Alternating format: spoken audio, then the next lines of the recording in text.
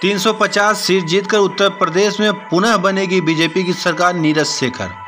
Bharatiya Janata party के बलिया के सांसद नीरज शेखर सिंह अत्रौलिया पीडब्ल्यूडी के निरीक्षण भवन में पत्रकारों से वार्ता की। प्रेस वार्ता के दौरान नीरज शेखर सिंह ने कहा कि भारतीय जनता पार्टी ने जो विकास की पहिए को घुमाया है वह अद्भुत है। उन्होंने कहा कि उत्तर प्रदेश में 4 साल के दौरान ना तो कोई दंगा हुआ और ना ही प्रदेश की कोई माहौल खराब हुआ, जिसकी वजह से प्रदेश व देश के औद्योगिक इकाइयों प्रदेश में पूंजी निवेश को आतुर हैं। साथ ही फिल्म इंडस्ट्री के लोगों को उत्तर प्रदेश के नोएडा बनाने वाला फिल्म सिटी अपनी तरफ आकर्षित कर रहा है। कानून व्यवस्था के संबंध में उन्होंने कहा कि उत्तर प्रदेश में इस समय कानून का राज है। विपक्षी के पास कोई मुद्दा ही नहीं बचा जिसे लेकर वह मैदान में उतरे। राम मंदिर तथा 370 के संबंध में उन्होंने कहा कि 5 अगस्त 2019 के बाद 370 का कोई मुद्दा रह नहीं गया। आइए सुनाते हैं सांसद नीरज शेखर से कुछ खास बातचीत हमारे वरिष्ठ संवाददाता प्रवीण मध्यसिया की। ये क्यों बोलने की जरूरत पड़े? कश्मीर हमारा है, ये अभिन्न अंग है बार बार, लेकिन 5 अगस्त के बाद 2019 के बाद ये बोलने की जरूरत नहीं पड़ रही।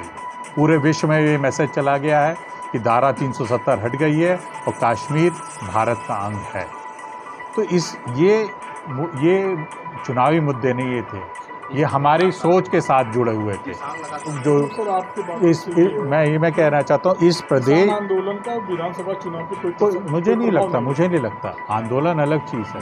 मैं एक उदाहरण देना चाहूँगा। प्रधानमंत्री जी जब मुख्यमंत्री थे गुजरात में, तो किसानों का आंदोलन 9 महीने का हुआ कि बिजली के दाम कम करिए। कि प्रधानमंत्री जी ने आग्रह किया, उनसे कहा कि तब मुख्यमंत्री थे, उन्होंने आग्रह किया कि मत करिए, आंदोलन मत करिए। जब बिजली के दाम बढ़ गए और अगले चुनाव में क्या हुआ, प्रधानमंत्री जी को और मेजॉरिटी मिली। क्या सर इसका चुनाव में मुद्दा बनता? नहीं, बिल्कुल ये तो हम लोग को कहा जाता है सांप्रदायिक। आप एक दंगा बता दीजिए, आरोप लगाना बहुत आसान है, एक भी दंगा नहीं, जबकि पिछली सरकार में कितने दंगे लगे मैं उस आंकड़े पे नहीं जाना चाहता हूँ, आपके पास होंगे वो, लेकिन इसमें एक भी दंगा नहीं हुआ। जब शांति रहेगी किसी देश प्रदेश में तभी वहाँ लोग आएंगे, तभी वहाँ। और ये सबसे बड़ा मुद्दा मैं मानता हूँ, मैं तो आपसे पहले ही कहा कि सबसे बड़ा मुद्दा है कानून व्यवस्था। पूर्व से लेकर पश्चिम तक पूरा प्रदेश शांत है, कानून व्यवस्था अच्छी है। जो लोग यहाँ उपद्रव किए थे, जो उन पे कड़ी कार्रवाई हुई है, उसकी प्रशंसा हो रही है। पूरे कई बार आलोचना होती है, लेकिन समाज का हर वर्ग उसकी प्रशंसा कर रहा है, क्योंकि उन लोगों का जो काम करने का तरीका था उससे हर आम नागरिक भी परेशान था। चाहे मऊ का हो, चाहे इलाहाबाद के लोग हों, जो लोग मानते थे कि हम जेल में भी रहकर कानून व्यवस्था को देख सकते हैं, उन लोग पे आज अंकुश लगने आने का काम। मैं कहने जा रहा था कि जैसे हम लोग का कानून व्यवस्था है, किसान की आय दुगनी करना ये हम लोग की प्राथमिकता है कि किस तरह हम लोग किसानों की आय दुगनी करें।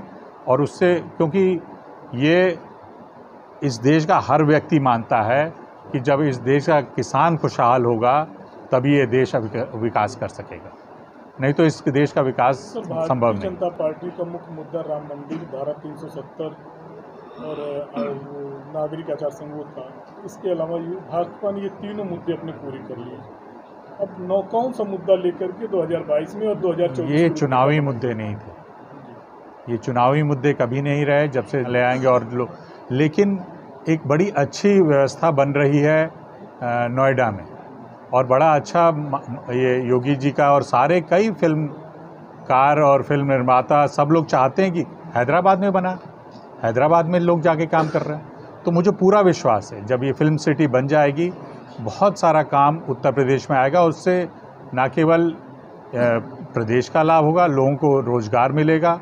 ये तो बहुत बड़ी उपलब्धि है।